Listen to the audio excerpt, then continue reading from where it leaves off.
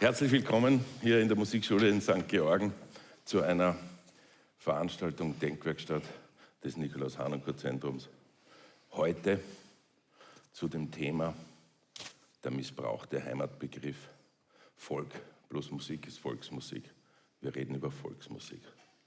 Ein spannendes Thema und ich freue mich, dass ich heute zwei Gäste hier habe, die sicher interessante Dinge dazu zu sagen haben. Zum einen ist da der Berthold Seliger, Konzertagent und Publizist aus Deutschland, und der Andreas Schett, Gründer, Leiter und Kompositeur der Musikbanda Franui aus Osttirol.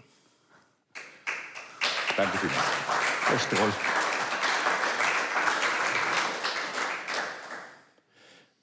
Berthold, was ist Heimat? Wenn das so einfach zu beantworten wäre. Also ich denke, mein persönlicher Bezug zur Heimat ist eigentlich ein doppelter, und ich finde, das ist vielleicht interessant für unser Thema hier. Ich denke an meinen Vater, Jahrgang 1928, Sudetendeutscher, der eine schwierige Kindheit hatte. Mit 6 Jahren ist er Waise geworden, hat dann das Glück gehabt, eine sehr schöne Pflegefamilie zu bekommen, und ist dann mit 14 aus dem Sudetenland weggekommen zum Studium, ist mit 16 noch in Hitlers Krieg gekommen und hat seinen 16. Geburtstag dann im Kriegsgefangenenlager erlebt. Und ist nie wieder, oder eigentlich nur mal später als Besucher noch mal in diese Gegend Dauba, den Kahlenberg, also nicht der Wiener Kahlenberg, sondern der Kahlenberg war so eine kleine Ortschaft, 13 Häuser vielleicht. Und das war aber für ihn immer ein Mythos. Das war irgendwie so ein ganz großer, wertvoller Begriff. Und mein Vater hätte garantiert gesagt, mit allen, wo er dann später in Essen gelebt hat und im Niederrhein und in Bayern, er würde immer gesagt haben, das ist natürlich meine Heimat, war das Sudetenland, war Kahlenberg, war dieser kleine Ort in Dauba. Ich bin Jahrgang 1960, ich habe 6 Jahre, ich bin geboren am Niederrhein, habe da eine nette Kindheit gehabt, und wir sind da mit 6, 7 Jahren, als ich 6, 7 war, nach Oberbayern gekommen. Ich habe also meine ganze Freunde und dieses Umfeld verloren aus Orsoy und bin dann in die Nähe von Fürstenfeldbruck gekommen, habe dort meine Jugend verbracht, natürlich sehr prägende Jahre. Aber ich würde weder den Niederrhein als Heimat bezeichnen, auch wenn ich da immer sehr sentimentale Anwandlungen habe, wenn ich da hinkomme und nochmal an diesen Ort komme, wo ich da geboren wurde und die ersten Jahre erlebt habe. Ich würde aber auch diese prägenden Jahre der Jugend in Fürstenfeldbruck und Oberbayern nicht als Heimat bezeichnen, auch wenn das natürlich eine tolle Zeit war, die ersten Lieben, die schulische Bildung und was man da so gemacht hat. Ich bin da nach Fulda gekommen, habe dort 20 Jahre gelebt. Auch das waren sehr tolle Jahre, prägende Jahre. Ich war da 5 Jahre im Stadtparlament, ich habe da meine Konzertagentur gegründet. Also das war natürlich auch eine super Zeit, aber ich mag Fulda sehr gerne, ist aber auch keine Heimat. Und jetzt lebe ich seit dem Jahr 2000 in Berlin, ausgerechnet. Da wollte ich eigentlich nie hin, aber gut, die Frau, die ich liebe, lebt in Berlin. Und mittlerweile lebe ich da auch ganz gern, muss ich sagen. Aber Heimat ist es für mich auch nicht. Also was ist dieser Begriff Heimat? Die Schauspielerin Fritzi Haberland hat neulich im Interview gesagt, dass sie als Wahlheimat, sie ist eine gelernte Ostdeutsche, Ostberlinerin, dass sie als Wahlheimat Wien hat, was man ja gut nachvollziehen kann. Also es ist eine sehr lebenswerte Stadt. Und das ist dann also eher so ein Sehnsuchtsort. Heiner Müller hat gesagt, Heimat ist da, wo die Rechnungen ankommen. Das ist, glaube ich, ein sehr pragmatischer Umgang, aber das stimmt natürlich auch. Ich finde aber, für mich ist dann Heimat noch am ehesten eine Sorte von Musik, mit der ich extrem connecte, wie man so sagen könnte. Also Musik, die mich anrührt, die mir was bedeutet und zu der ich immer wieder zurückkehre. Also insofern ist das vielleicht dann auch schon ein Heimatgefühl darin. Zum Beispiel bei Schubert, der langsame Satz aus dem Streichquintett, oder bestimmte Stücke von Mozart, von Chopin. Ich bin Klavierspieler, also deswegen ist Chopin da auch sehr wichtig. Oder aber auch Me and Bobby McGee von Janis Joplin. Also Lieder, die einem was bedeuten und die im Grunde so eine utopische Heimat sind. Und das finde ich eigentlich ganz spannend. Ich habe die Zitate habe ich mir immer aufgeschrieben, weil ich das irgendwie nicht so aus dem Kopf zitieren will. Weil da Harnoncourt hat ja auch gesagt, die Verbindung von einem Menschen zu einer Landschaft oder zu einer politischen Gemeinschaft ist etwas Unleugbares. Auch wenn er da nicht gesagt hat, dass das schon der Begriff Heimat ist. Und eigentlich ist das, diese Sehnsucht nach Heimat etwas, was ich bei Ernst Bloch immer sehr spannend fand, das Prinzip Hoffnung. 3 dicke Bände. Ich glaube, Ernst Bloch ist heute nicht mehr so wichtig als Philosoph. Für uns war er noch sehr wichtig. Und dieses Ende von dem Prinzip Hoffnung ist eigentlich so ein Heimatbegriff. Da sagt er nämlich, dass der Mensch lebt noch überall in der Vorgeschichte. Ja, alles und jedes steht noch vor Erschaffung der Welt als einer Rechten. Und dann sagt er, die Wurzel der Geschichte aber ist der arbeitende, schaffende, die Gegebenheiten umbildende und überholende Mensch. Hat er sich erfasst und das Seine ohne Entäußerung und Entfremdung in realer Demokratie begründet, so entsteht in der Welt etwas, das allen in die Kindheit scheint und worin noch niemand war, Heimat. Also Heimat als utopischer Ort, als der Endort des Prinzips Hoffnung. Und ich glaube, das ist irgendwie eine ganz interessante Ebene, wo man dann sagt, okay, da ist Heimat dann etwas, das ist dann nicht der Ort, an dem ich bin oder von dem ich komme, sondern das ist ein utopischer Ort, er sagt, den wir alle noch nicht kennen, weil dazu eben auch irgendwie wirkliche Demokratie gehört und Freiheit und sich bilden können als Mensch, wie man sich das vorstellt. Aber der utopische Ort ist etwas, vielleicht kommen wir da später auch noch darauf zurück, auf diese utopische Musik, die Volksmusik ja auch sein kann. Aber das ist für mich am ehesten ein Heimatbegriff, mit dem ich etwas anfangen kann. Sehr interessant. Das ist ein sehr großer Bogen natürlich, wenn wir von der Möglichkeit, die dir nicht gegeben ist, auch durch deine Biografie, in einem Platz aufzuwachsen und sich zu entwickeln. Da würde ich dann einhaken und sagen, Andreas, wie ist das für dich? Du bist in Innervillgraten aufgewachsen, das ist ein kleines Dorf in Osttirol, dort warst du eine Weile.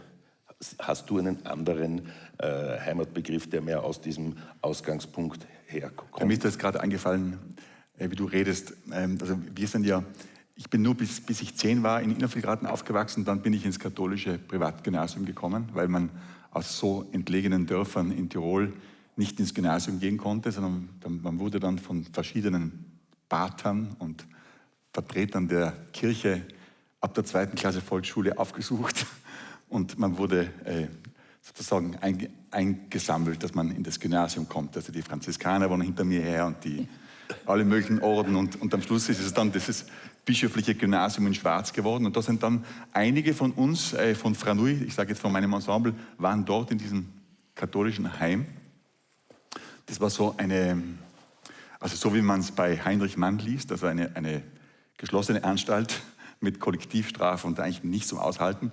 Die Musik war für uns dann irgendwie so die Utopie. Also wir haben einfach sozusagen, ich als Trompeter habe sprichwörtlich Druck ablassen können beim Üben mit dem Blechblasinstrument.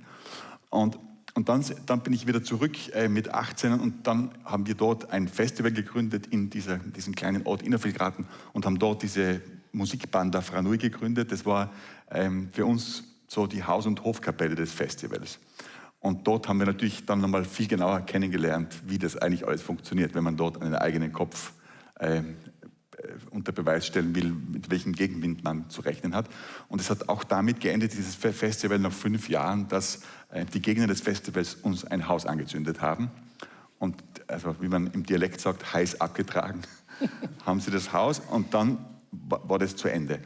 Und Franui gibt es jetzt seit über 30 Jahren, seit 32 Jahren, hat viel mit der Herkunft zu tun. Und mir ist Folgendes eingefallen. Es gibt einen Schweizer Schriftsteller, den ich sehr verehre, der heißt Klaus Merz. Und über den Klaus Merz hat der Peter von Matt, der berühmte Literaturwissenschaftler, der jetzt gestorben ist vor kurzem, hat eine Laudatio auf ihn gehalten und hat eben beschrieben, was ist mit dem Klaus Merz, dass er immer in dem Ort sitzt, wo er geboren ist, dass er dort schreibt und so. Wozu braucht er diesen Ort, wo er herkommt?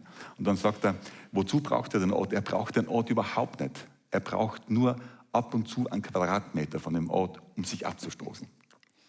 Und das ist sich abzustoßen. Das ist etwas, was mir total hängen geblieben ist und da kann ich mich sehr in dem Bild finden. Also wenn man übertragen jetzt auf Franui formuliert, dann würde ich sagen, das könnte ich unterschreiben. Also braucht Frau Nui Innervillgraten, Frau Nui braucht Innervillgraten überhaupt nicht, aber ab und zu 1 Quadratmeter, um sich abzustoßen. Das finde ich. Sich abzustoßen, aber auch weil es eben was über Identität erklärt. Ja. In der Abstoßung genauso wie in der Wurzelerkennung. Also Identität wäre ja irgendwie ein Thema, das damit ganz stark verhaftet ist, das wir brauchen oder das wir in irgendeiner Form suchen. Ja, und suchen, oder ja, das Suchen hat immer zu tun, auch mit gründlich suchen. Also ich finde jetzt, das möchte ich nicht verstanden wissen, dass es einfach nur darum geht, irgendwas dagegen zu setzen. Ja. Das haben wir jetzt auch bei der Volksmusik. Aus meiner Sicht ist es wahnsinnig wichtig, dass man wirklich versucht, tiefen Bogen zu machen, also wirklich hineinzukommen in die Materie und dann kann man eventuell eben weitergehen. Ja?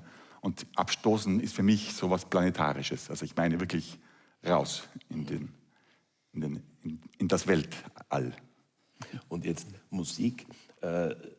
Bertolt hat gesagt, dass für ihn im utopischen Begriff Heimat Musikstücke so etwas vorschlagen können, eine Sehnsucht herstellen, die irgendwann auch sich allgemeiner verortet. Für dich hast du gesagt, im Konvent musizieren als Ausweg, Druck ablassen und so weiter und so fort. Welche Musik war das damals, die ihr gespielt habt? Ja, also da hat es eine Blasmusikkapelle gegeben.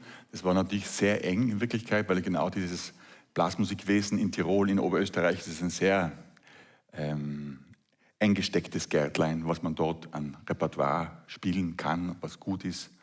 Was mir sehr, sehr geholfen hat, war, dass wir als Blechbläser, da hat es eine gewisse Nähe gegeben zu den Festwochen der alten Musik, weil dort haben ja so Bläser um den Herrn Ulf herum haben begonnen, so alte Renaissance-Musik zu spielen. Und dann haben wir eben diese doppelchörige venezianische Bläsermusik gespielt immer. Das war so mein erster Weg zur Klassik sozusagen. Und dann war das Zweite, was später erst für mich augenöffnend war, dass ich diese Trauermarschmusik so geliebt habe. In der Blaskapelle in Innervillgraten habe ich immer mitgespielt und da diese Trauermarschmusik, wir sagen ja heute noch, die Trauermusik ist eigentlich die beste Volksmusik, die es im Alpenraum gibt. Warum? Weil sie ist für touristische Zwecke nicht zu gebrauchen. und die Musik ist einfach so, das habe ich dann über die Klezmermusik zum Beispiel gelernt, da habe ich dann gelesen, die Klezmermusik weint und lacht zugleich. Da habe ich gedacht, ja, das ist ja für die Trauermarschmusik genau dasselbe. Also ich habe dann erst durch den Umweg wieder kapiert, wie toll das eigentlich ist. Und wenn man sich das vorstellt, ein Begräbnis und diese Szenerie, wenn wir da hinten stehen, die Blaskapelle, in Osttirol, in Innervillgraten speziell ist es so, dass bei jedem Begräbnis, egal ob der Bürgermeister stirbt oder alte Frau, rückt die Musikkapelle aus, und zwar in Kompaniestärke. Also nicht 10 Musiker, sondern 60. Die nehmen alle frei und dann kommen sie alle und dann stehen sie hinten bei der Kriegergedächtniskapelle und dann gibt es die Ansprache des Pfarrers und dann die Verwandten blären Rotz und Wasser und hinten wird der Witz erzählt und dann sagt der Kapellmeister, wir spielen Nummer 27 und dann wissen alle, schlagen es auf das Büchlein, das ist am Grabe der Mutter. So, also die Titel werden angesagt. Also das ist eine unfassbare Szenerie und da habe ich dann wieder kapiert, also welcher Reichtum eigentlich in dem Ganzen steckt. Also so ist das gegangen, mein Weg dahin. Und natürlich Schubert. Also Franz Schubert war so die erste Berührung, weil eben tatsächlich diese deutsche Messe, die ja von allen Blaskapellen gespielt wird bis heute, wohin soll ich mich wenden? Deswegen sagte der Blasmusikant auch dazu die Staubsaugermesse. Wohin soll ich mich wenden? Kompassmesse? Nein, Kompassmesse, Entschuldige. Die Kompassmesse, wohin soll ich mich wenden, von Schubert, nicht zu verwechseln mit der Staubsaugermesse von Haydn. Hier liegt vor deiner Majestät im Staub die Christenschar. Ja. Ich finde das ganz spannend, was du gesagt hast mit der Herder hat ja von der Doppelgesichtigkeit der Volksmusik gesprochen.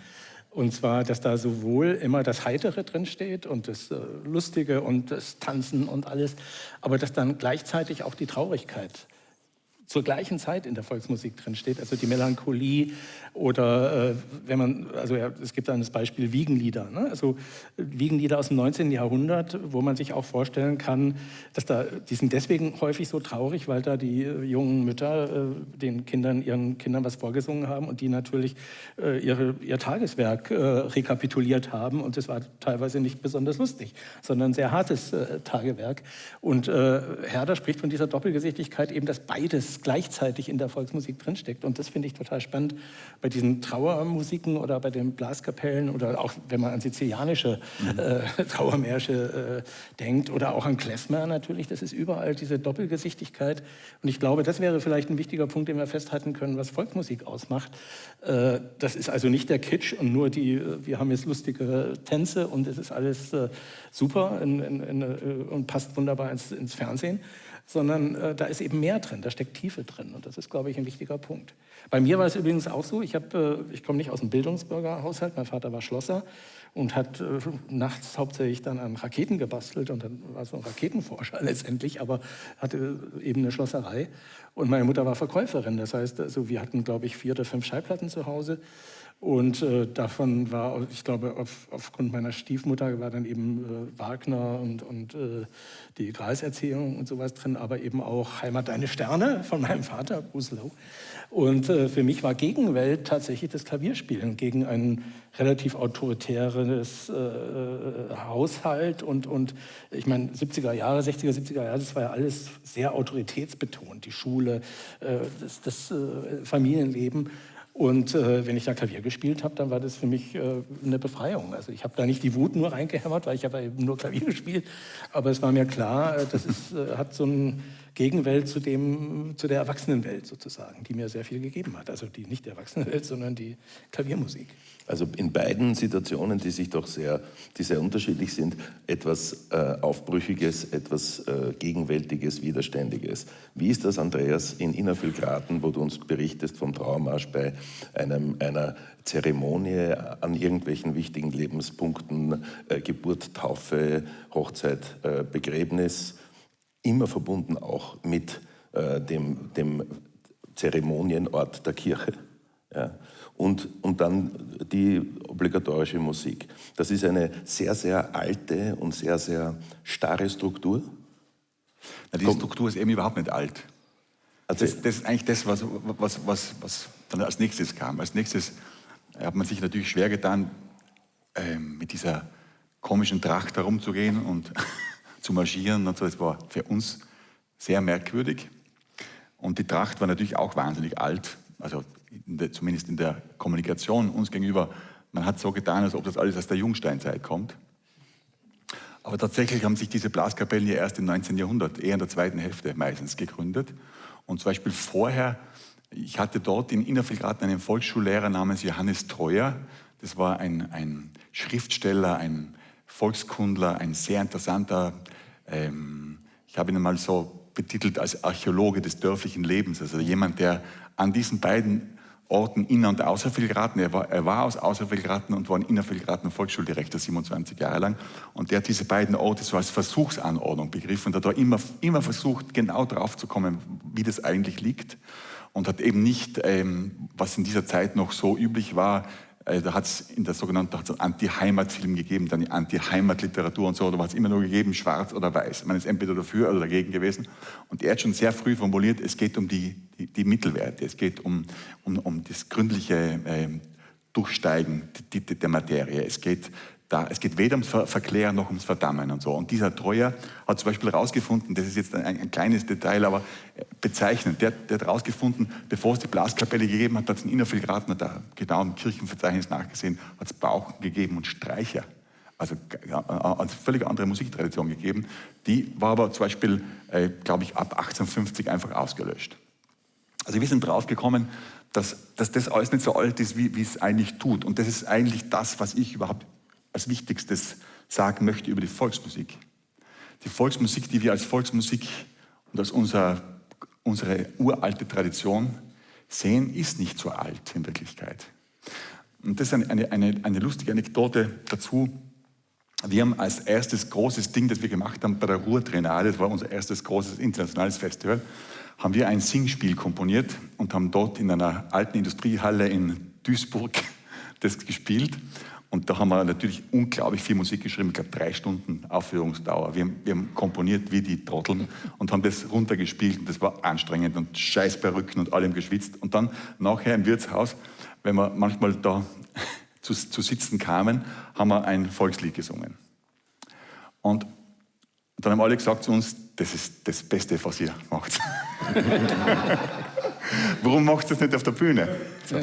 Und dann haben wir recherchiert und dieses Volkslied war kein Volkslied, sondern es hat ein Hauptschullehrer aus der Oststeiermark, Jahrgang 1955, komponiert. So, und dann hat eigentlich, das war ein prägendes Erlebnis, weil dann haben wir mal angefangen zu schauen, wie alt ist das eigentlich alles? Also was ist mit der Volksmusik? Und das ist jetzt ein bisschen ein lustiger Exkurs, aber ich finde es deswegen lustig, weil die älteste Quelle, die wir haben in Österreich über die alpine Volksmusik, ist die Sammlung Sonnleitner. Weil der Sonnleitner war der Sekretär der Gesellschaft der Freunde des Musikvereins. Schwer auszusprechen. Und die haben dann 1819 ausgeschrieben, in alle Winkeln der Donaumonarchie, haben sie ausgeschrieben, sie sammeln jetzt Volksmusik. Die sollen bitte was einschicken. Und dann kam zum Beispiel aus Innervillgraten die Antwort, was ist sie? Was ist das? Was ist Volksmusik? Also die Frage, die wir uns stellen, die haben wir gar nicht gewusst. Also haben wir da was? Ja oder nein? Was wollt ihr überhaupt? Oder es ist tatsächlich zurückgekommen aus vielen Orten, sie haben wahrscheinlich sowas, was da drunter fällt, aber sie haben niemanden, der es aufschreibt. Wann wäre der Beginn der Verschriftlichung von Volksmusik in Österreich, in Tirol, wo du es kennst? Das wäre genau das Datum. Aber glaubst du, dass dann zum Beispiel im Aufruf vom Herrn Sonnleitner überhaupt Dinge, die mündlich überliefert waren oder mündlich musikalisch überliefert waren, erst zu einer ersten Verschriftlichung geführt haben? Mitunter, aber wahrscheinlich mit ganz vielen Dingen, die weggefallen sind. Also ich will ja genau auf diese Tradition zurück, auf diese Überlieferung. Das heißt, es hat mit ganz vielen Zufällen zu tun, mit Ideologien, mit politischen Systemen, kurzum mit der Frage, was ist überliefernswert, was dann wirklich bei uns angekommen ist. Das ist wahrscheinlich ein Minimum von dem Ganzen. Und dann ist eine lustige Anekdote, dann ist mein Kollege Markus Krahler, mit dem ich die Musik von Franouille schreibe, der ist dann in diese Bibliothek der Gesellschaft der Freunde des Musikvereins gegangen, um diese Sonnleitner-Sammlung zu besichtigen. Und hat gesucht nach Einträgen aus Innervillgraten, was da reingekommen ist. Und dann ist schon draußen übergestanden, ganz groß, man darf ja nicht fotografieren und das ist alles verboten und so. Und dann hat er tatsächlich 2 Stücke gefunden, aus Villgraten, eingesandt. Und dann hat er doch irgendwie heimlich das Handy gezückt, hat das fotografiert, worauf ihm das Handy abgenommen worden ist. Und er hat gesagt, er hat es nur gemacht für die Mama, weil das ist alles Kurrentschriften, das kann er nicht lesen, das kann nur die Mama lesen. Deswegen, das war die Ausrede. Und dann haben sie gesagt, ja, sie schicken die 2 Lieder zu. Dann sind die 2 Lieder gekommen, glaube ich, mit einem Dreivierteljahr Verzögerung, da hat man die 2 Lieder gehabt. Aber wir haben dann beschlossen, das ist jetzt so eine Arbeitshypothese, die wir uns halt gestellt haben, wir haben dann gesagt, wenn die Volksmusik nicht aufgeschrieben werden konnte und wenn man sie nicht einmal fotografieren darf, dann erfinden wir unsere eigene Volksmusik. Mhm. Also so wie zum Beispiel, so glauben wir zumindest, so wie Haydn, Schubert und so weiter auch Volksmusik erfunden haben in Wirklichkeit. Berthold. Ja, ich glaube, das ist beides. Ne? Also das Erfinden, vollkommen klar, sehe ich auch so. Aber zumindest bei Schubert lässt sich ja nachweisen, er hat ja auch Sachen aufgeschrieben, also die er kennengelernt hat. Aber ich finde das interessant, weil die Verschriftlichung ist ja die eine Frage. Es gab dann ja auch zu Beginn des 20. Jahrhunderts, also Bartók, Kodály, ne? Also die rumgereist sind und Volksmusiken aufgeschrieben haben. Und das ist ja dann so eine nachträgliche Verschriftlichung, kann man sagen, die aber eigentlich wahrscheinlich 100 Jahre zu spät kam. Und Bartók hat dann ja auch nachgewiesen, dass dann viele Stücke, die eigentlich als Volksmusik begriffen werden, dass die teilweise aus der Kunstmusik kamen und die bäuerliche Musik Sachen aufgenommen haben aus der sogenannten klassischen Kunstmusik. Und vice versa, würde ich sagen. Also, und das finde ich eigentlich spannend, diese gegenseitigen Entwicklungen, wo man dann eigentlich zu dem Punkt kommt, ja, was gibt es denn diese reine Volksmusik? Gibt es das, was du eben als Identität bezeichnet hast, wo ich ja sofort immer widersprechen würde? Ich würde sagen, es gibt keine Identität. Man kann sich mit Dingen identifizieren, aber eine Identität ist immer nur eine Konstruktion, die politisch missbraucht wird meistens. Ne? Also heute wissen wir ja, was Identitätspolitik ist. Ich glaube, dass die Leute, die damals im 19. Jahrhundert Volksmusik gehört haben, praktiziert haben, dazu getanzt haben, dass denen das vollkommen wurscht war, was das nun genau war. Die haben das, glaube ich, auch nicht als Volksmusik bezeichnet, sondern die haben das war halt die Musik, die sie gespielt haben und zu der sie getanzt haben. Ja, aber jedenfalls, und es gibt dann ja auch irgendwie sehr schöne Beispiele. Also Chopin zum Beispiel, der als junger Mann immer im polnischen Dorf Urlaub gemacht hat und dort begeisterter Masurek-Tänzer und Spieler war. Der hat dann in der sogenannten Volksmusikkapelle am Kontrabass die Masurken gespielt und dazu aber auch getanzt. Und wir wissen dann natürlich, es gibt eine Vielzahl von ganz tollen Masurken von Chopin, die eben auch immer so Anklänge an das, was er sicher im Dorf gehört hat und dann aber zu Kunstmusik transferiert haben. Und das ist dieses Gegenseitige. Also ich finde, für mich ist Volksmusik dann, wenn, dann eher ein Bastard. Also eigentlich eine Mischung aus allem, aber nicht ehelich erzeugt, sondern irgendwie so, das war in der Luft oder das haben reisende Musiker mitgebracht.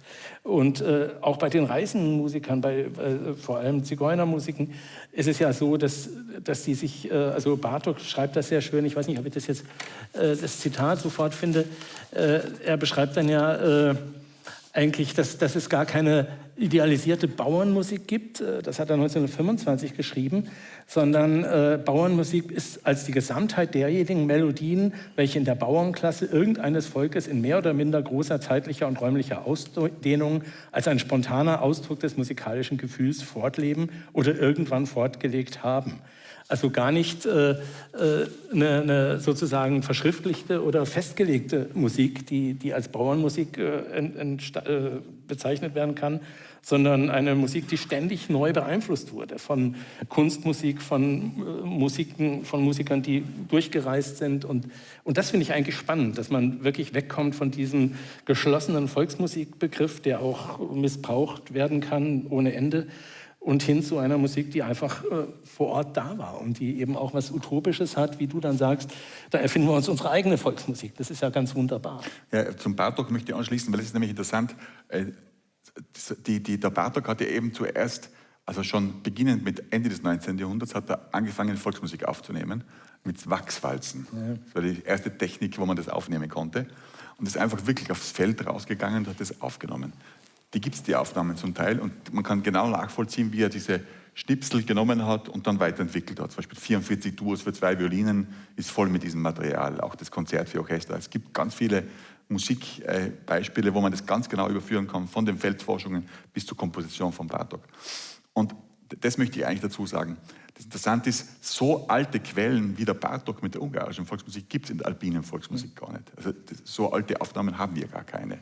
Ich glaube, es ist ganz entscheidend, dass du nominierst, dass er nicht rausgegangen ist, sich angehört hat und es notiert hat, sondern dass es aufgenommen hat. Er hat es aufgenommen, genau. Aber weil das Verschriftlichen ein Verhaften in einer Form ist, die man irgendwie in dieser Form festhalten kann. Also er hat es natürlich nachher auch aufgenommen, er hat es auch verschriftlicht. Ja, aber es ist zuerst hat es aufgenommen, genau. Das ist eigentlich eine der ältesten Quellen, die wir überhaupt haben.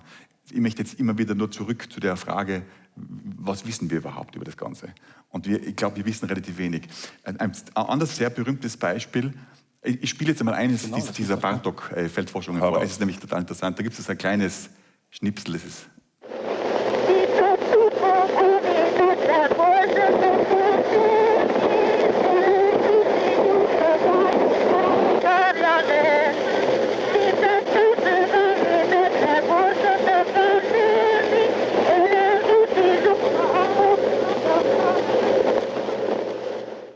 Das ist eine Bartók-Walze. Bartók-Walze, genau. Grandios. Wir haben das zum Beispiel dann, wir haben das aufgenommen, wir haben das dann scharf gewürzt und haben das in ein Stück eingebaut.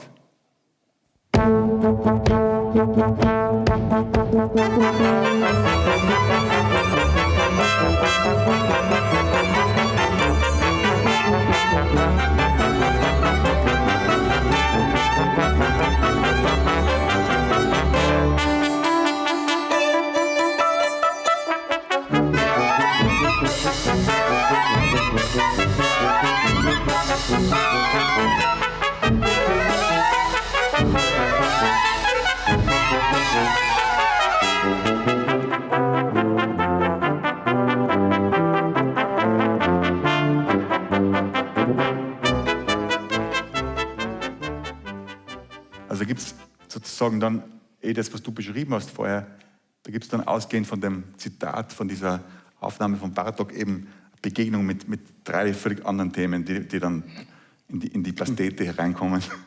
Und das ist eigentlich das, was ich auch so propagieren oder was ich glaube, was ich feststellen möchte, dass das Inspirierendste sein kann, nur im Weitergeben und im Überarbeiten und auch in der Begegnung mit anderen Musikmaterialien entsteht sowas wie eine kreativ-subversive Kraft der Volksmusik. Ja. Da kann man dann was Neues daraus gewinnen. Bertolt, wie ist das im internationalen Vergleich? Wenn wir die österreich-süddeutsche Volksmusik, die aus unserer Region, vergleichen mit dem, was der Flamenco in Spanien ist, was die irische, die schottische Musik hat, was der Fado ist, das hat sich anders entwickelt und hat eine andere Substanz, auch im heutigen und auch wie es in der Gesellschaft positioniert ist. Ja, unterschiedlich. Also Flamenco kommt ja aus der Zigeunermusik, ja, ne? Also ist die lange Reise von Indien bis Spanien, Gitan in Frankreich und in Spanien. Fado ist definitiv, würde ich sagen, eine örtliche Musik, die Musiktradition in Portugal.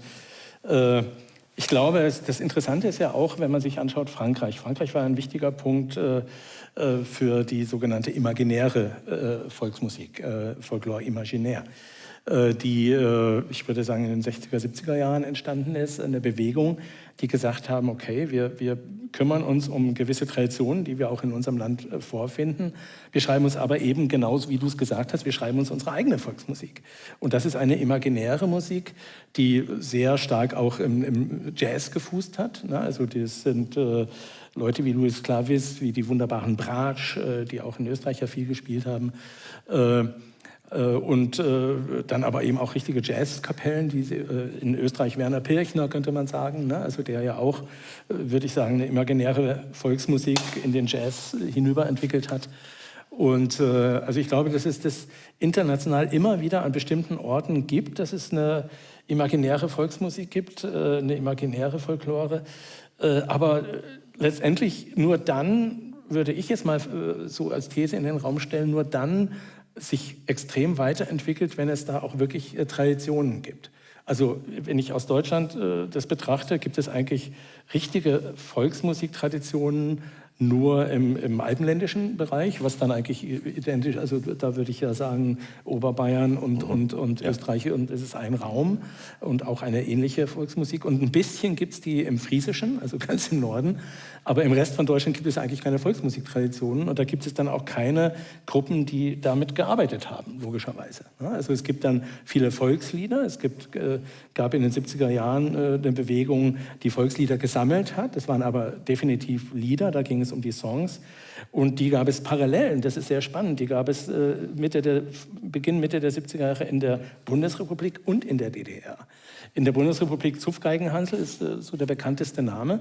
Die haben aufmüffige Volkslieder gesammelt und gespielt, wo sie gemeint haben, das ist eigentlich eine politische Ausdrucksform. Also die wurde dann in Demokratiebewegungen, also wegen mir Anti-AKW-Bewegungen oder gegen die Nachrüstung in der BRD genutzt. Und in der DDR gab es in Leipzig auch Leute, unabhängige Leute, die als halber Underground 10 Hefte herausgegeben haben mit Volksliedern. Und das Bedeutendste davon, das sind auch Leute, die haben da eine Band gegründet, die Falkländer. Und einer davon, Jürgen P. Wolf, ist einer der Macher von dem Ruderstadt-Festival. Und der hat diese Hefte eben herausgegeben. Der hat da irgendwie mit irgendwelchen Tricks eine Druckgenehmigung vom Magistrat der Stadt Salzburg erwirkt. Und das bedeutendste Heft in der DDR, davon waren die Räuberlieder.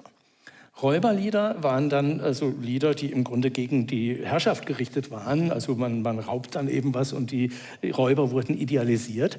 Und die hatten natürlich eine irrsinnige Brisanz, wenn die in der DDR gesungen wurden, weil die Leute natürlich kapiert haben, ah ja, das geht ja jetzt gegen das Regime sozusagen.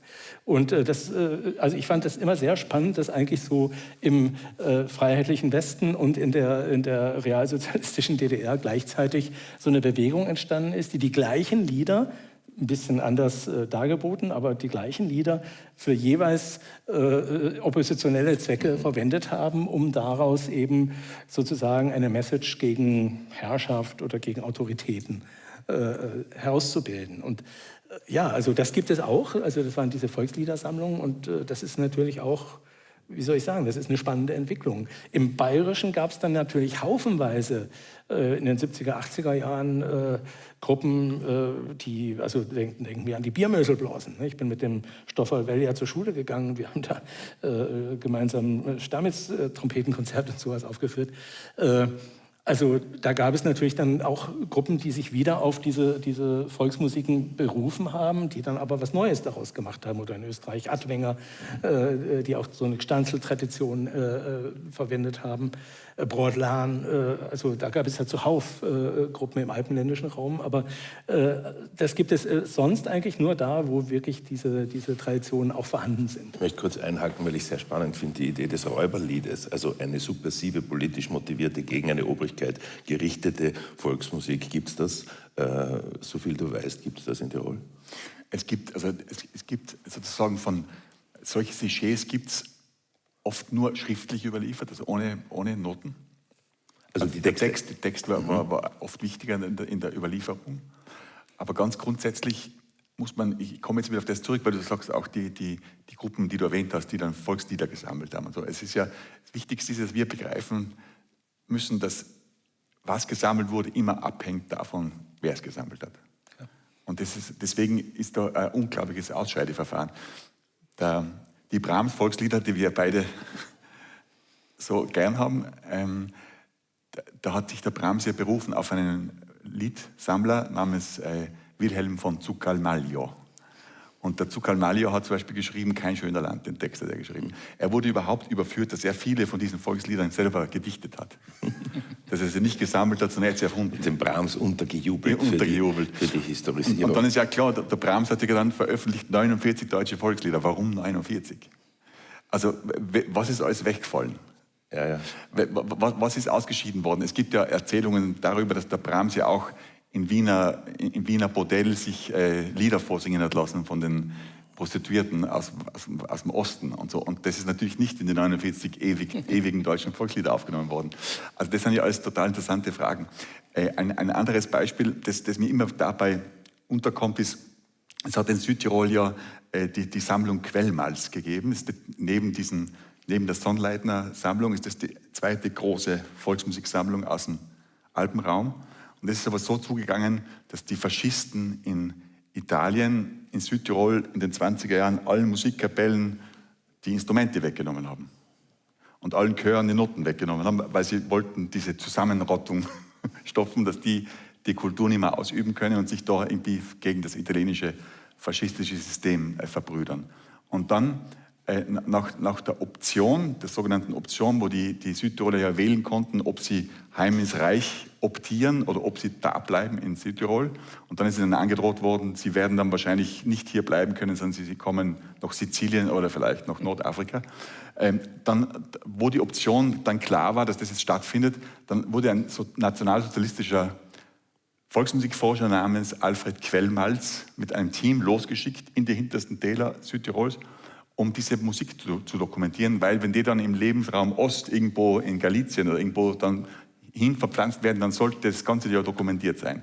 Und dann sind die wieder ausgerückt mit den Wachswalzen und so weiter und haben allen Blaskapellen wieder die Instrumente zurückgegeben und den Chorsängern die Noten und so. Und dann haben sie aufgenommen. Und so klingt das natürlich auch. Die Musikkapelle hat irgendwie 10 Jahre nicht gespielt und 3 Tage vorher hat es gesagt, jetzt kommt die Aufnahme, da die Instrumente.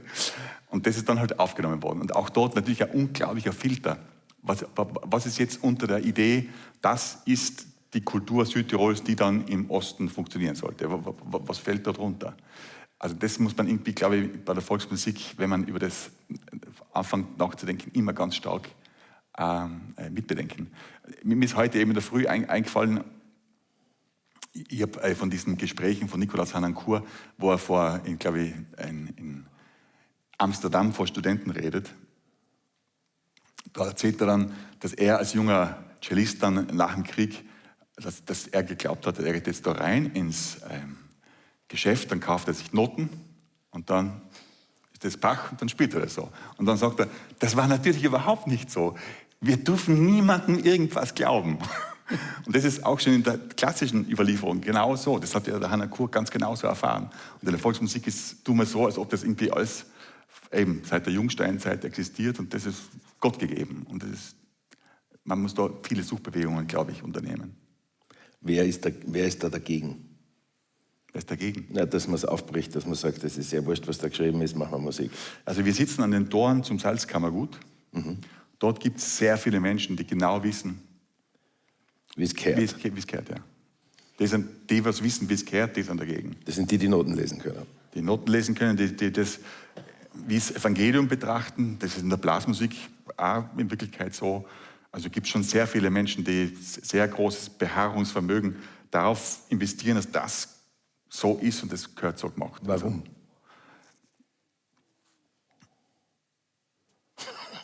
Gute Pause.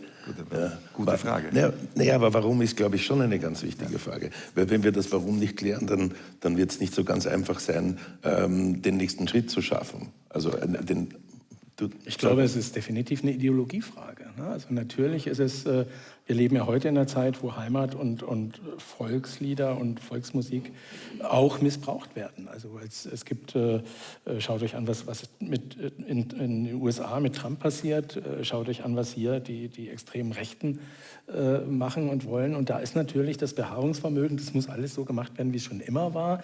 Da ist so eine Konstruktion von Tradition, die eigentlich irrelevant ist, weil wir eben uns einig waren, Musik entsteht ja immer wieder neu und erweitert sich und ist bastardisiert und entwickelt sich. Ne? Und wenn ich ein Beharrungsvermögen habe, dann schafft das eine künstliche Identität, die immer ideologisch ist. Und dann kann ich ein Heimatministerium machen und dann kann ich irgendwie vorschreiben, wie das gemacht werden soll. Aber das hat ja keine Seele, das hat ja nichts Lebendiges. Aber ich möchte dagegen ich glaube, es ist die Angst vor dem Lebendigsein und vor den Möglichkeiten, die in der Musik drinstecken. Ja, Gegenfrage. Warum sind Menschen so dagegen, dass man zum Beispiel Schubert-Liedinterpretation zum Beispiel genau dasselbe. Es gibt gewisse Ideen, wie das gehört und so ist es zu machen. Und warum gibt es Menschen, die das vertreten, diese Position? Warum man Schubert-Lieder so oder so interpretiert? Ja, also genau, also gibt es ja wahnsinnig viele, die genau wissen, wie es gehört. In der Klassik gibt es genauso viele Leute, die genau wissen, wie es gehört und genau dort ist auch die Frage angebracht, warum eigentlich? Ja, aber das ist meines Erachtens trotzdem immer noch das Prinzip des Dialektischen, in dem wir doch fortkommen. Nicht? Wir brauchen die Konservativen, die sagen, nein, es muss so sein, wie ich aufgewachsen bin, wie es war, damit der Progressive eine Gegenposition entwickelt. Und in dieser Dialektik vom Progressiven und vom Konservativen haben wir unsere dennoch langsam, aber doch Entwicklung. Einen Quadratmeter, um sich abzustoßen. Einen Quadratmeter, um sich abzustoßen. Also für mich ist das ganz klar. Ich singe, seit ich Schubert-Lieder singe, zum Beispiel dagegen an, dass man irgendwie einen schönen Vokal findet, auf dem man alles singt, verräumt bin ich eingezogen. Ja? Ich singe dafür an, dass man im Deutschen genauso singen kann, wie man es spricht. Und dass es auch schön ist, wenn ich als Wiener ein bisschen eine Wiener Vokalfärbung drinnen habe und so weiter und so fort. Und ich gehe sogar ein bisschen davon aus, dass in der nächsten Generation von Sängern jemand ist, der das einen totalen Quatsch findet und wieder eine neue Künstlichkeit hineinholen will. Und so wird sich's halt weiterentwickeln. Und das ist auch richtig. Ich bin neben dem Nikolaus Harnoncourt gestanden, wie er gesagt hat, in Salzburg, wie wir Figur gemacht haben, 2006. Mir ist schon klar, dass die in 15 Jahren sagen werden, dass das alles Quatsch ist, was wir da machen. Also das finde ich ja auch eigentlich befreiend, wenn wir antreten müssten, um zu sagen, das ist die finale Version, wären wir ja wieder diejenigen, die wir jetzt irgendwie kritisch betrachten, in der Verstarrung der musikalischen Aufführungsformen. Also ich sehe, diese Dialektik ist mir wichtig. Genau, aber bei der Volksmusik ist es in Wirklichkeit genau das Gleiche. Ne? Also es ist ja schön, dass es Reibeflächen gibt. Aber das, was jetzt, ich habe es vorher versucht, ein bisschen reinzuschummeln, den Begriff der Identität. Du hast ihn jetzt rein nominiert wieder natürlich in der problematischen, in der im Missbrauchsfall. Ein bisschen ist das ja auch notwendigerweise im Thema des Vormittags drinnen, nicht das Missbräuchliche darin. Das finde ich, das ist noch einen Gedanken wert. Du bist ein bisschen abgeschnitten worden. Erzähl uns noch ein bisschen was über, wie funktioniert denn das, dass das Verharrende, das Beharrende identitätsstiftend sein kann oder dazu geformt werden kann? Ich glaube letztendlich, dass man es andersrum besser begreifen kann. Es gibt natürlich viele Menschen, die Angst vor Veränderung haben. Ja, und das ist im privaten Leben kennt man das auch und das kennt man beim Essen oder was auch immer. Ne? Aber der Musik fußt ja, die Musik lebt ja von Veränderung. Die lebt davon, wie du sagst, dass ich ein Schubert-Lied heute anders machen kann und dass ein Trauermarsch eben mal so gespielt wird und am nächsten Tag ganz anders gespielt wird. Und diese Veränderung ist natürlich etwas Riskantes, weil ich weiß nicht, was passiert. Also das ist das Offene, ne, in das man hineingehen kann. Und da sind wir dann wieder bei dem Gedanken der Utopie, wo wir also irgendwo uns bewegen müssen, um dahin zu kommen. Wenn ich still sitzen bleibe und sage, ich will aber mein Wiener Schnitzel immer so haben, wie es jetzt ist und ich will auch nichts anderes essen, dann ist das halt irgendwie ein Beharrungsvermögen, das auch eine Kraft hat, das würde ich sofort koinzidieren, aber was natürlich auch, was dann eben so eine Pseudo-Identität gibt. Und gleichzeitig, das darf man auch nicht vergessen, gibt es natürlich jetzt in der modernen Welt auch so wie soll man sagen, so eine Hyperanpassung. Also dass gerade der kulturell informierte Mittelstand sich natürlich das Beste aus allen Kulturen zusammensucht und dadurch so eine Selbstdarstellungsidentität gewinnt.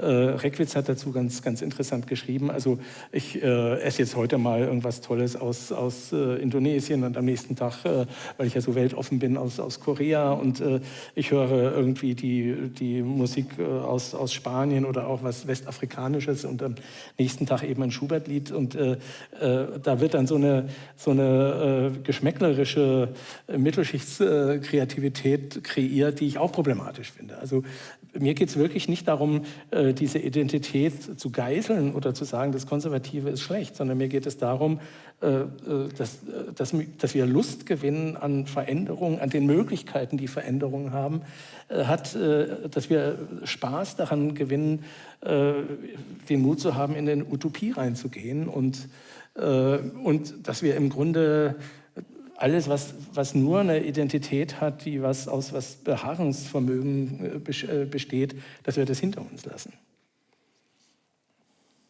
Das war jetzt nicht so toll formuliert, oder? Nein, du hast das Wort, glaube ich, jetzt ein paar Mal schon verwendet und ich finde es auch interessant, die Utopie. Ja. Nämlich in der Volksmusik. Ist es aber auch die Utopie im Heimatbegriff, der damit verbunden ist? Also in dem Begriff, du hast eröffnet heute mit einer Erzählung deines nicht aus Heimat Erwachsens, aber Heimat finden als Sehnsuchtsort, also eine Alternative, eine zusuchende Heimat, die ja schon auch, ich meine, ich beschäftige mich viel mit den romantischen deutschen Dichtern, da ist das ja schon längst drinnen. Ja. Ob ich es finde, sagt der Krenner. Also hat das was Europäisches heute? Sind wir, also ich bin Wiener, aber dann bin ich auch schon Europäer. Ich bin, glaube ich, ein bisschen mehr Europäer, als ich Österreicher bin. Ist das eine Vorwegnahme von ein bisschen einer Utopie, die wir suchen? Ich würde schon sagen, ja. Wie bildet sich das in der Volksmusik ab, die doch so eine lokale Verwurzelung auch möchte, die du vorher erwähnt hast, um sich aus dieser Tradition dann utopisch frei, imaginär zu entwickeln? Ich habe da noch ein interessantes Zitat von Bartók, der 1942 geschrieben hat. Kontakt zwischen fremden Völkern bewirkt nicht nur einen Austausch von Melodien, sondern, und das ist noch wichtiger, regt auch zur Ausbildung neuer Stilarten an. Als das Resultat einer ununterbrochenen gegenseitigen Beeinflussung zwischen der Volksmusik der verschiedenen Völker ergeben sich eine gewagte Mannigfaltigkeit und ein riesiger Reichtum an Melodien und an Melodietypen. Also das ist eigentlich der Begriff von dem, was du beschrieben hast. Wir machen uns unsere eigene Volksmusik. Die Chance, aus allem etwas zu greifen und was Neues daraus zu machen. Die Kraft der Negation, um es mit Marcuse zu sagen. Also, dass wir irgendwie die Möglichkeit entwickeln, wir selbst und ein anderes Selbst gleichzeitig zu sein. Das muss man ja wissen, dass der Bartók, nochmal zurück auf diese Feldforschung zu kommen, der hat ja zuerst das gesammelt aus nationalromantischen Ansinnen heraus. Also er wollte einfach beweisen, dass diese ungarische Musik so unglaublich reich ist. Und dann hat er auch die ruthenische Musik und die rumänische Musik aufgenommen und irgendwann hat er eben dann das geschrieben. Es hat überhaupt keinen Sinn, das irgendwie geografisch abzugrenzen.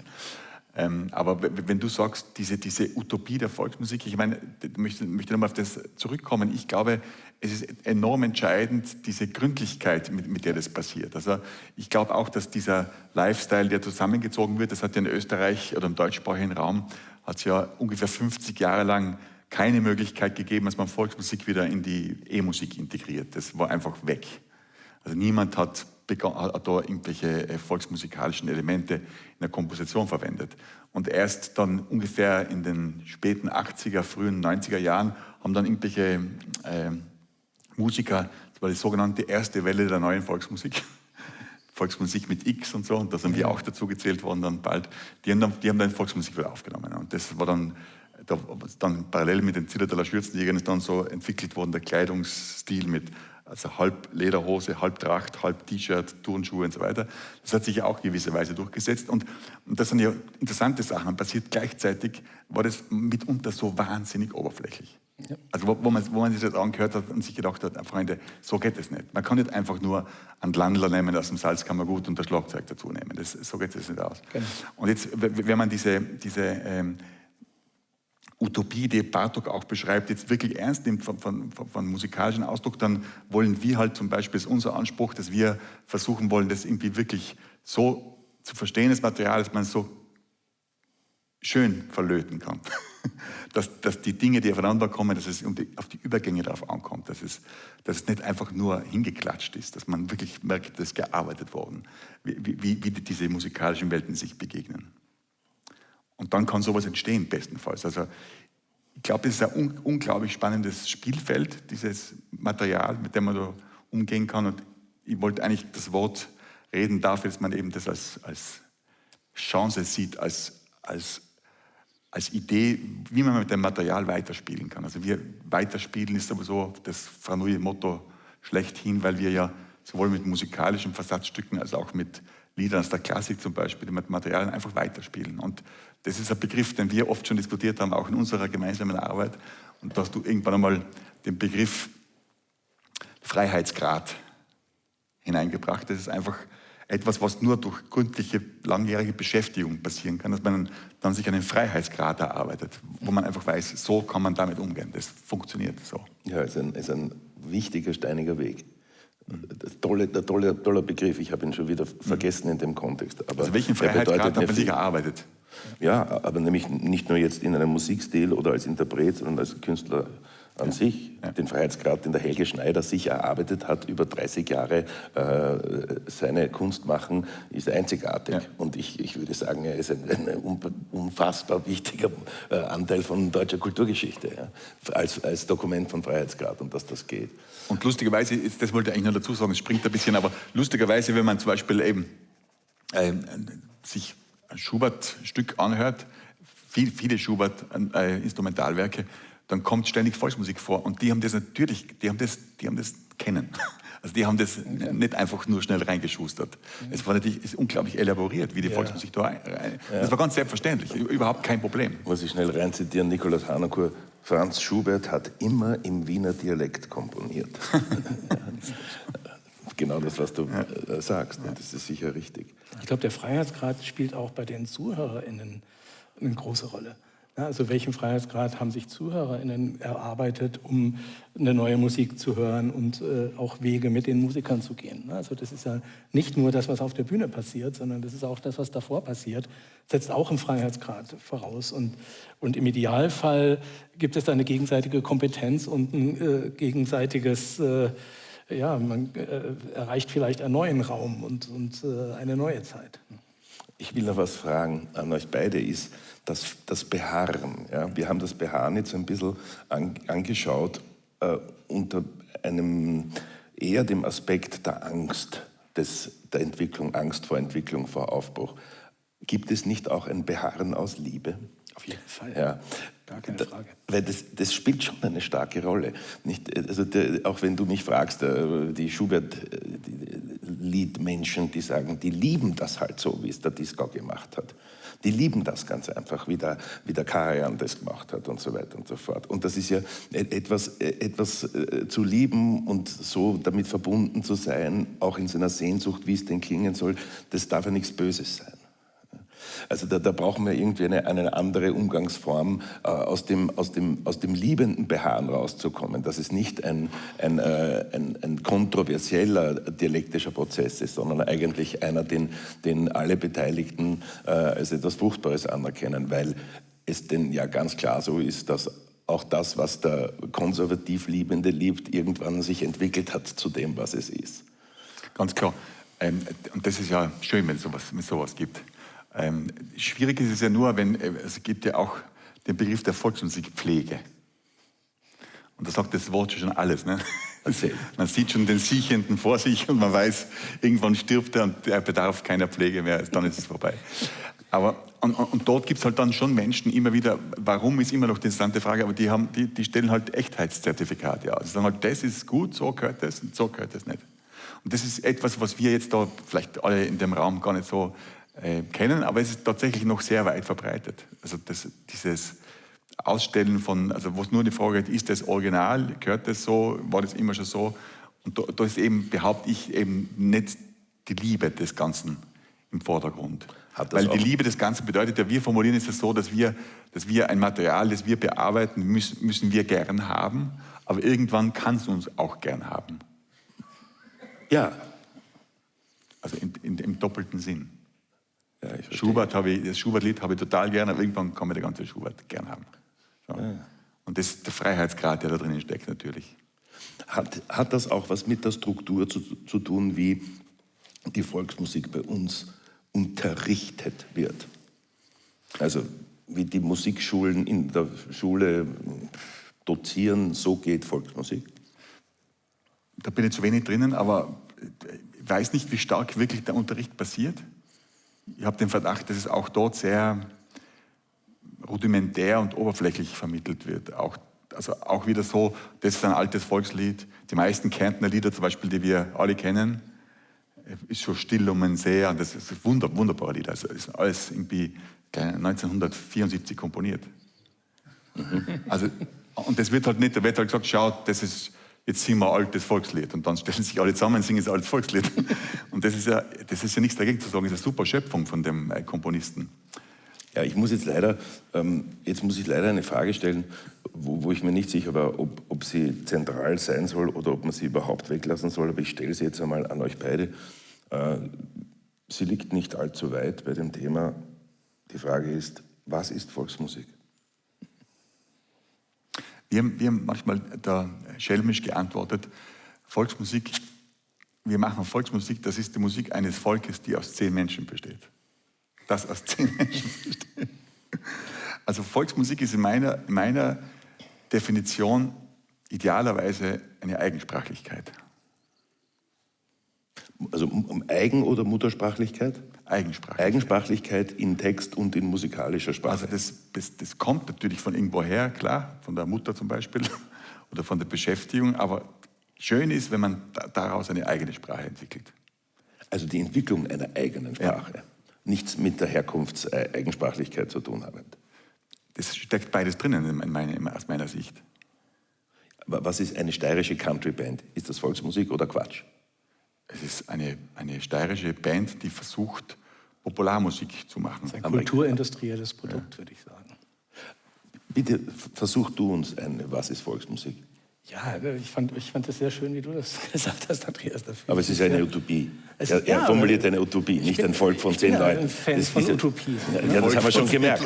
Also, hau raus. Ich sage schelmisch. Ja, aber ich glaube schon, dass dieses eigene, sich zu etwas anzueignen, zu etwas Eigenem zu machen und eine eigene Sprache daraus zu entwickeln, ist doch ein ganz wesentlicher Punkt. Also wenn ich Schubert singe, ist Volksmusik. Ja, das ist mir Ich würde, wurscht. ich würde lang ich dafür würde immer ankämpfen und sagen, sagen, es ist ja, das ist das, was ich mache. Ich mache genau das. Ich würde einfach sagen, das ist gute Musik und das kann Volksmusik sein, das kann Kunstmusik sein. Wir haben ja das gleiche Problem auch bei der Kunstmusik. Ne? Und das ist Also, ja total schön, auch, dass das fließt. Also der Lindenbaum ist Volksmusik wahrscheinlich. Der Schubertsche Lindenbaum Wilhelm Müller ist Volksmusik. Ich glaube schon.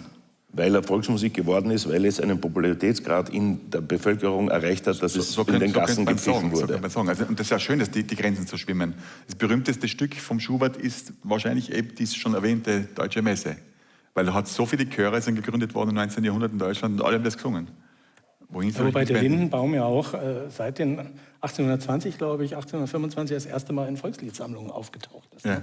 Also wirklich und ich kann mir vorstellen, dass Schubert damit durchaus glücklich war, dass das so akzeptiert wurde. Und das ist aber auch natürlich noch ein interessanter Zusatzaspekt beim Lindenbaum, ist ja der, dass Schubert letztendlich Teil eines oppositionellen Kreises war im Metternichschen Überwachungsstaat. Und wenn man sich dann so diese Zeilen anschaut, ich träume so manchen Traum, das ist ja durchaus, da sind wir wieder bei einer Utopie, ich will da jetzt gar nicht drauf rumreiten, aber das ist natürlich der Traum eines nicht-Metternichschen Systems.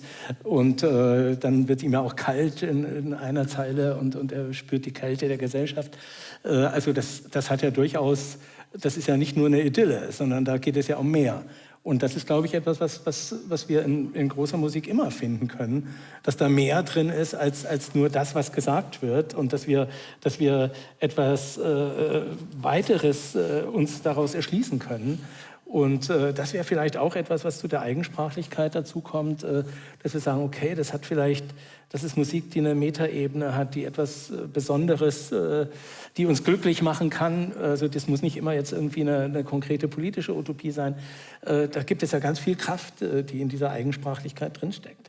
Ich habe übrigens noch, wenn ich das kurz sagen darf, ich kann aber leider das nicht gut vortragen, weil ich jetzt natürlich nicht Österreichisch kann, aber ich habe einen sehr schönen Vierzeiler von Ernst Jandl entdeckt, der genau das behandelt, worüber wir hier reden.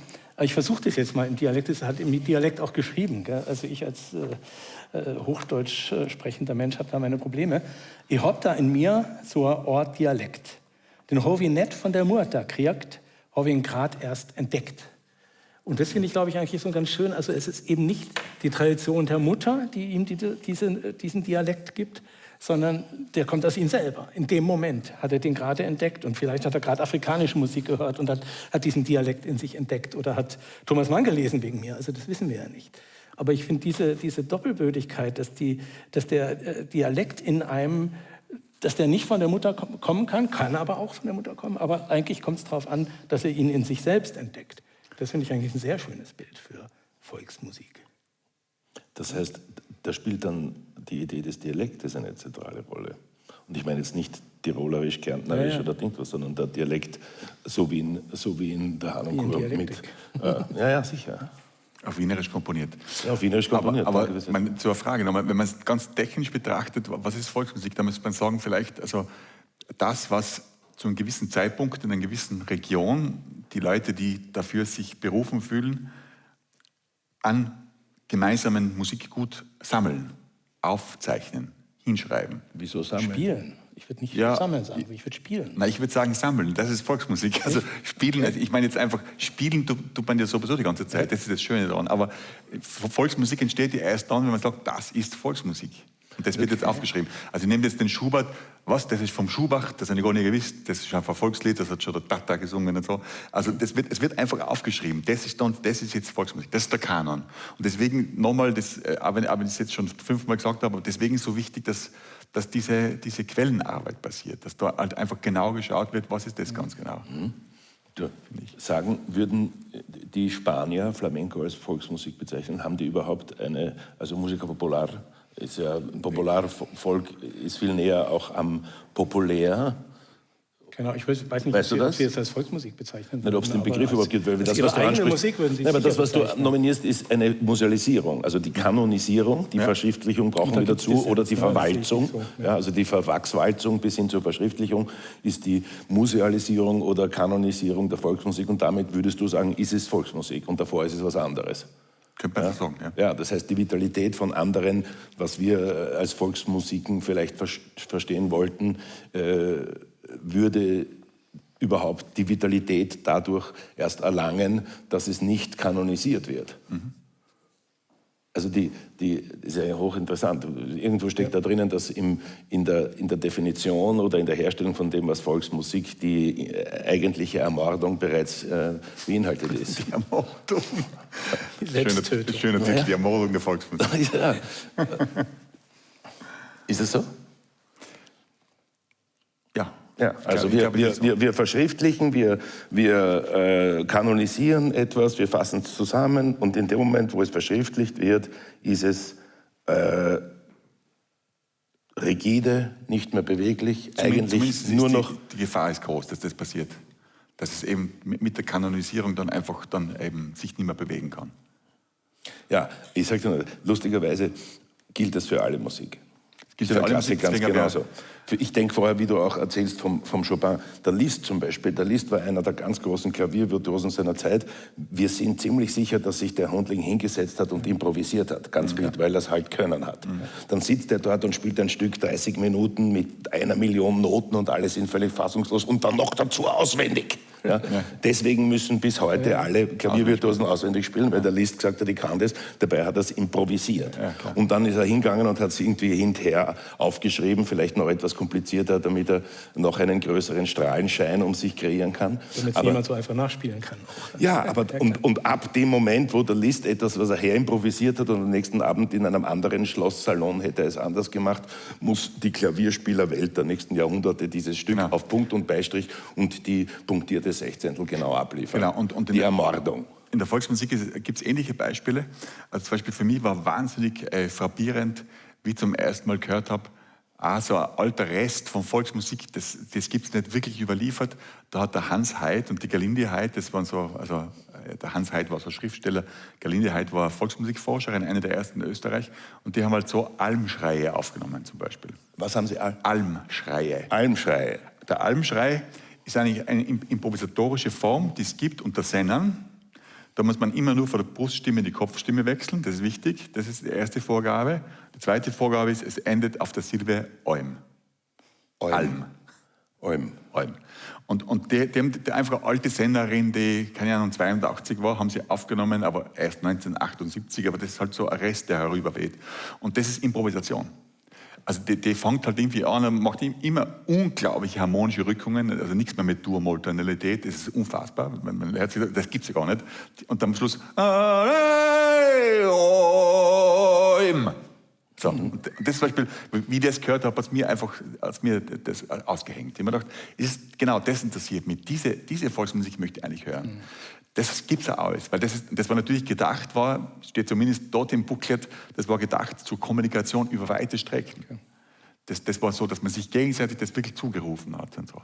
Und ja, das ist zum Beispiel, das ist nicht im Kanon natürlich. Ja, aber im Kanon ist der notierte Jodler. Genau, und eigentlich ist es wahrscheinlich eine improvisatorische Form.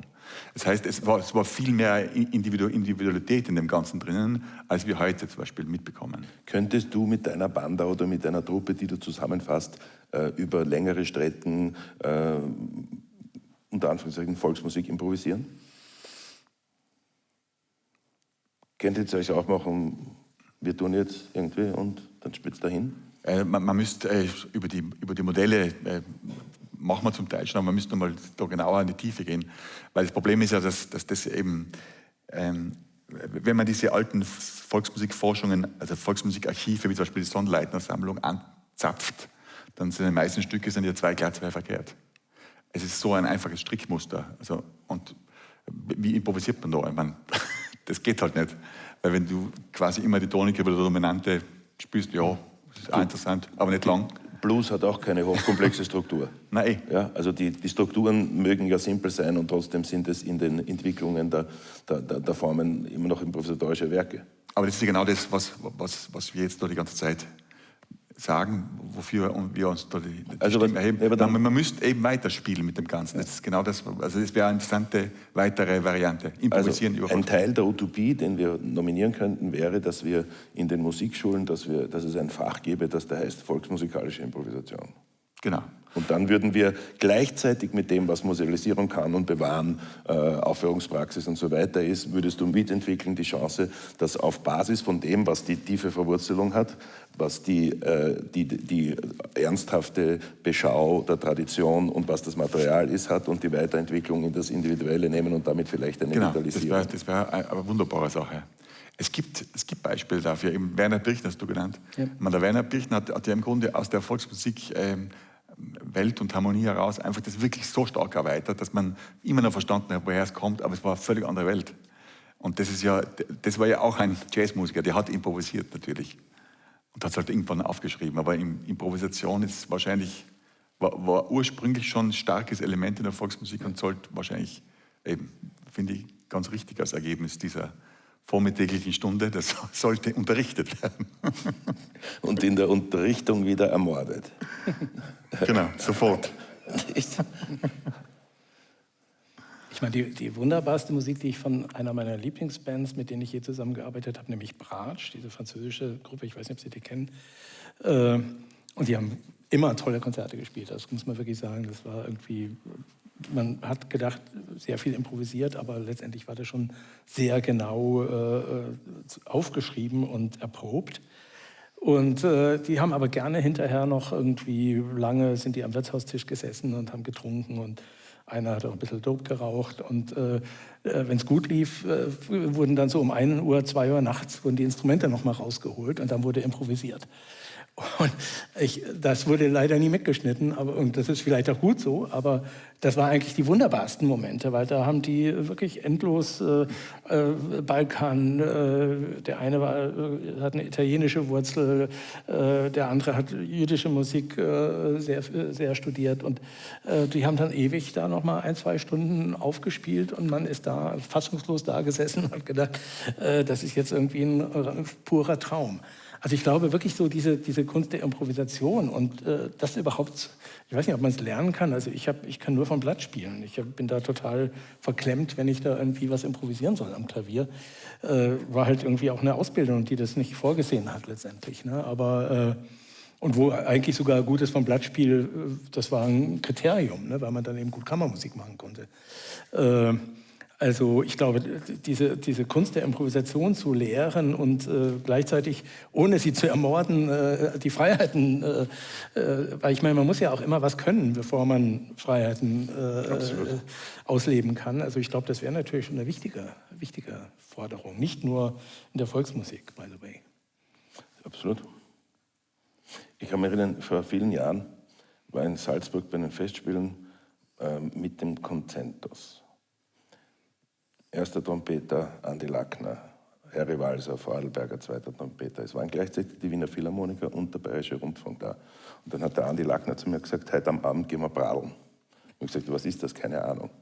Und du korrigierst mich, wenn ich es falsch nacherzähle. Die haben gemietet einen Kellerraum, wo es viel Bier gab.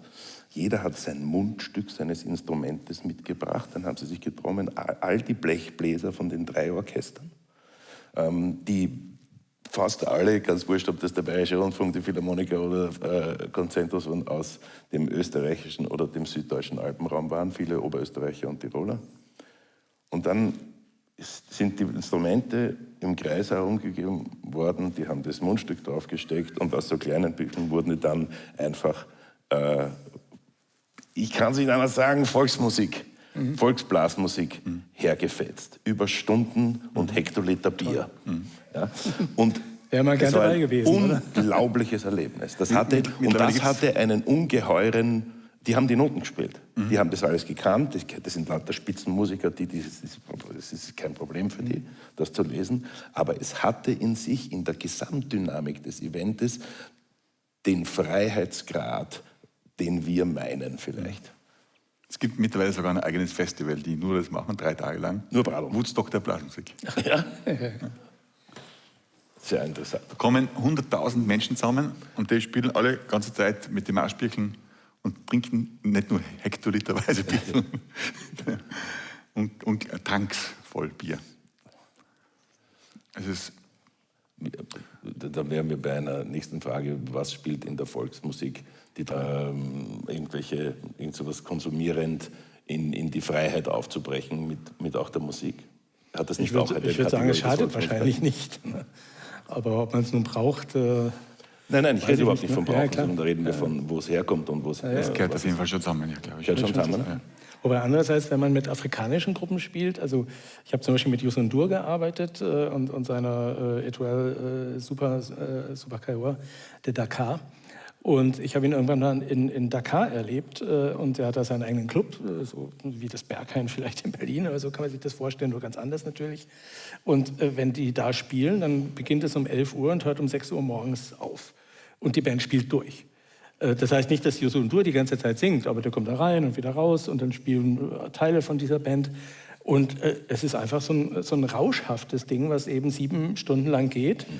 Ich würde sagen, das spielen Drogen relativ wenig eine Rolle, aber der Rhythmus kann ja auch eine Droge sein. Und ich habe ihn dann gefragt, er hat gesagt, du, das ist doch das Tollste, was ich je von dir gehört habe. Warum machst du das nicht in Europa? Und der hat dann gesagt, naja, in Europa, ihr könnt es ja nicht. Ihr wollt ja immer nur 1,5 Stunden und das muss dann irgendwie, da müssen die Songs feststehen und deswegen spiele ich euch da so ein Programm angepasst sozusagen auf die europäischen oder auf die westlichen Verhältnisse. Aber das Spannende an so langem Musizieren ist ja auch, dass es Entwicklungen gibt. Also da gibt es dann ja zum Beispiel so, nach einer halben Stunde kommt dann der erste Rhythmuswechsel oder eine neue Harmonie. Also das entwickelt so einen Sog, der auch natürlich rauschhaft sein kann, weil man sich da vollkommen drin aufgehen kann, also ähnlich vielleicht wie im langen Technoabend oder sowas.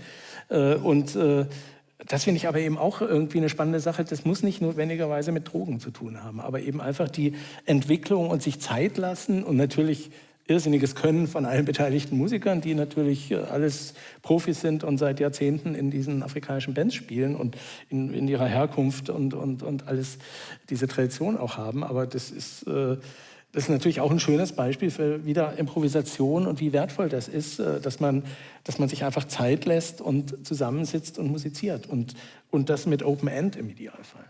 Ich habe ein bisschen einen Hintergedanken bei der Idee, auch ob die Droge eine Rolle spielt, nämlich in der Kulturgeschichte überhaupt. Weil mir es so scheint, dass in der rigiden Volksmusik, die da bewahrt und behütet wird, eine Idee von Sauberkeit existiert, von Ordentlichkeit, von Unbeschmutztheit, die ich grundsätzlich für extrem problematisch finde. Und die Geschichte, die du aus Afrika erzählst, oder das, was ich auch beim Radeln erlebt habe, oder du von Woodstock erzählst. Ich war einmal in Bolivien und bin, also mich interessiert hat, an den Titicacasee gefahren, wo in Cochabamba ein Volksmusikfestival angekündigt, also Musik- und Tanzfestival, und bin da hingefahren mit einem Freund.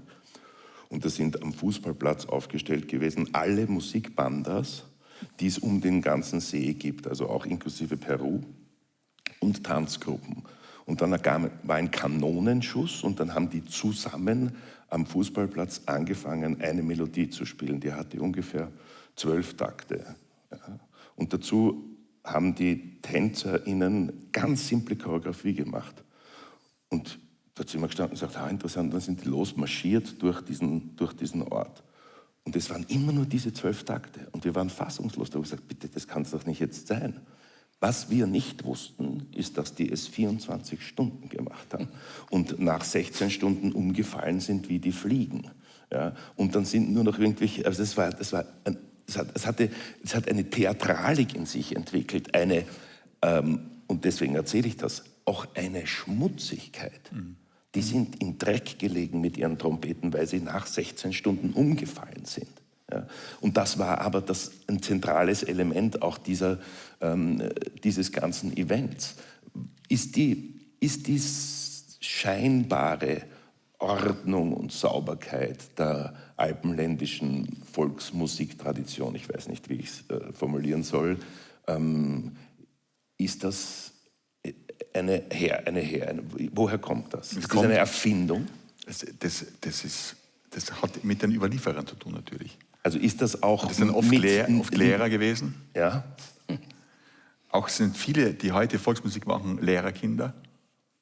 Das ist jetzt polemisch, aber es ist auf jeden Fall, diese Ordentlichkeit, diese Sauberkeit ist auf jeden Fall eine ganz wichtige Note in dem ganzen Überliefern. Und das fehlt eben der Dreck, das Abgründige, das was außerhalb der Norm stattfindet, das fehlt in dieser Tradition. Deswegen ist ja auch die Improvisation in Wirklichkeit, also es gibt gelernte Verzierungen, das ist ja, wird ja auch gelernt und gelehrt, was man eventuell machen kann als freie Entscheidung, aber dann muss man dabei bleiben. Aber die andere Seite fehlt komplett, glaube ich. Oder bis auf wenige Ausnahmen. Und da ist viel Möglichkeit drin, wenn man das wieder aktiviert. Interessanterweise eben zum Beispiel, weil du das erzählt hast von den Blechbradlern, das hat begonnen mit Notilbras zum Beispiel, dem das ja kultiviert. Die sind als Musikstudenten von der Musikuni einfach über die Straßenseite gegangen ins Wirtshaus Notil und haben dort genau das gemacht. Die haben die ganze Zeit Volksmusikstücke gespielt und mit der Zeit haben sie wie Liszt die Noten weggegeben und haben so getan, als ob sie das jetzt gerade erfinden. Ausgeklügelte Arrangements natürlich.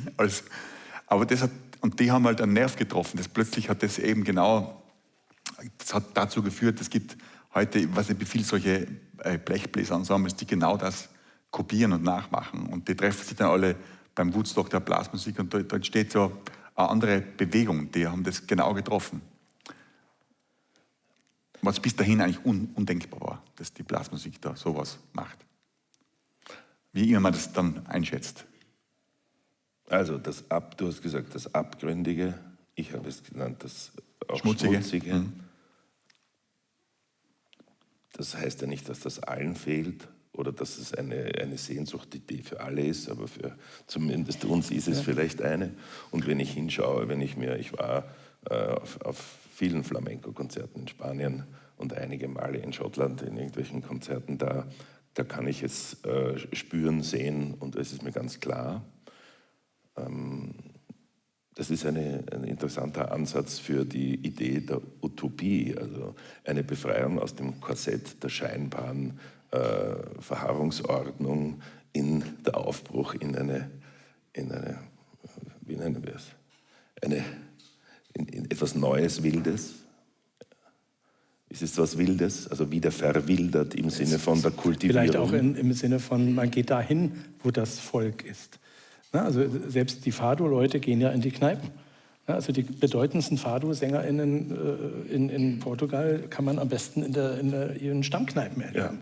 Also die haben übrigens auch eine Fado-Schule, habe ich gelernt, in Lissabon und in Porto, wo die also wirklich auch extreme Ausbildungen machen. Oder es gibt in Brasilien Samba-Schulen. Das ist ganz toll, wenn man da mal die Gelegenheit hat, eine Nacht in einer Samba-Schule in Rio zu verbringen. Und dann gehen die aber in die Wirtschaften und spielen da am Abend und die Leute sind begeistert und trinken und essen und da singt irgendwie eine der größten Fado-Sängerinnen des Landes.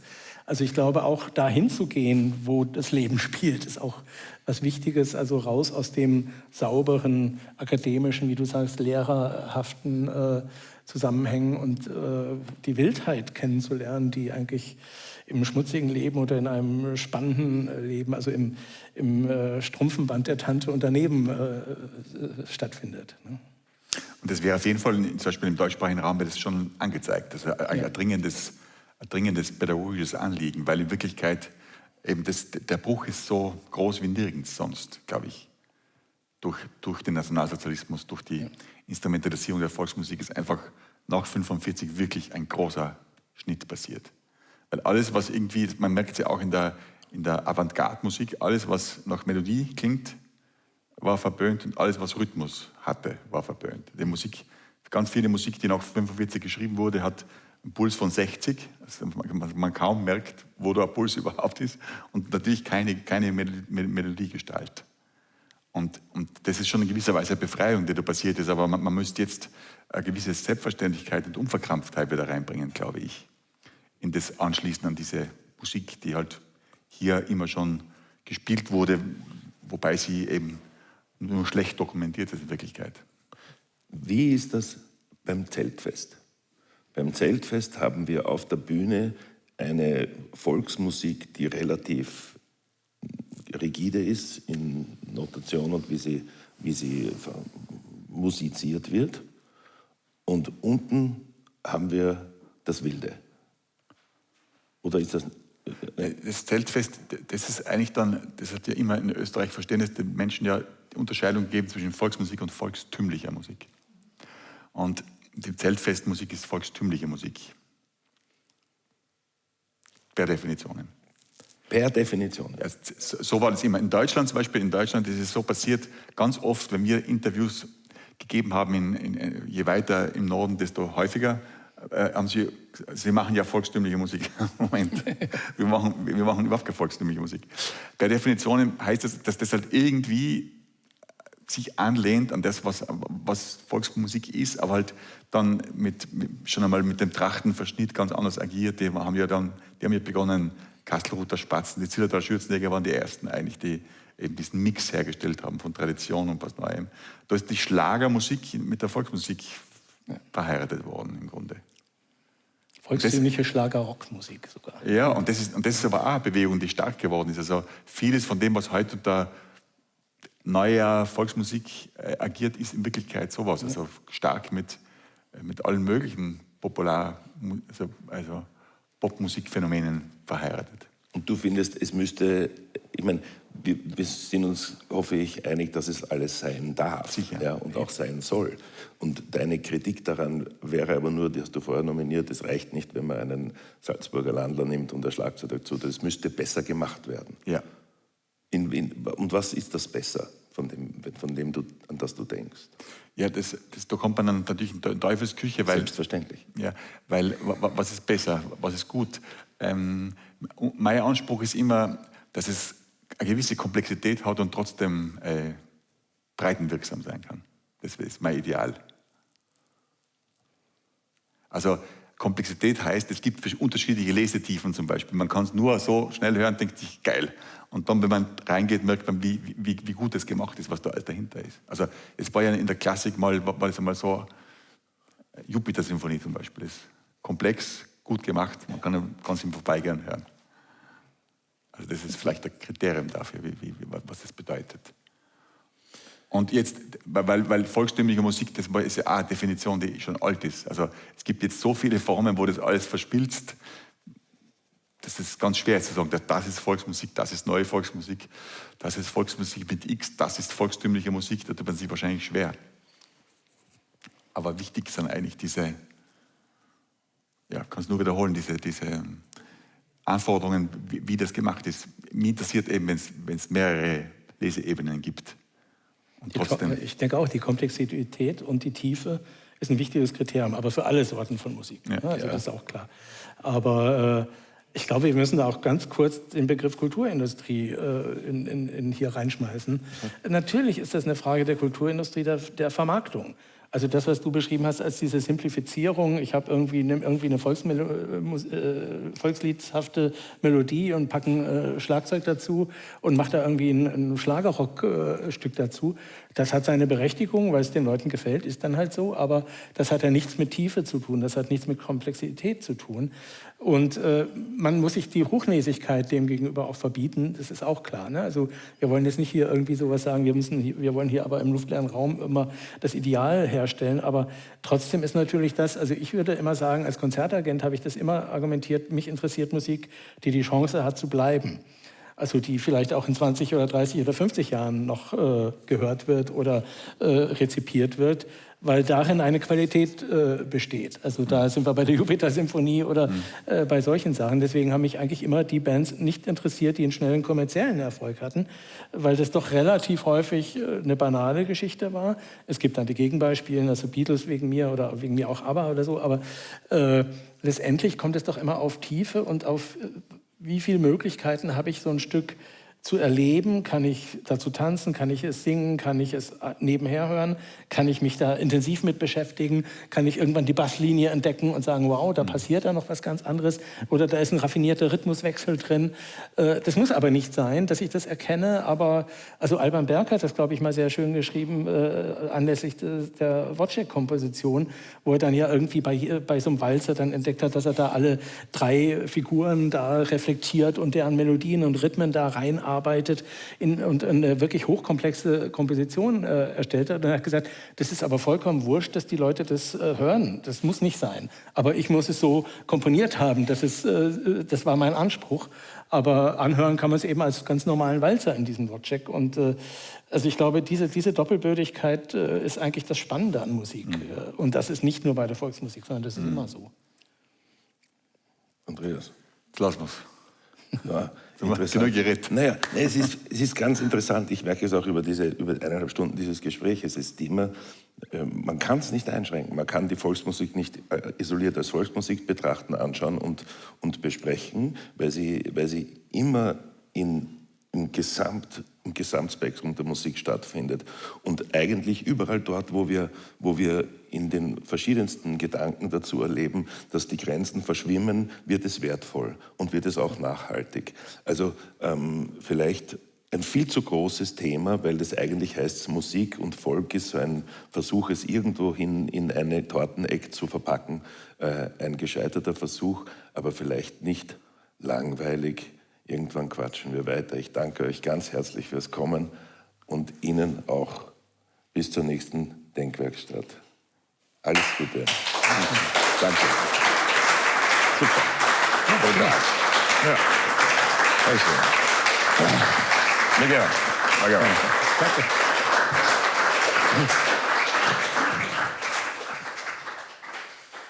Vielen Dank, Herr Toll. Danke fürs Kommen.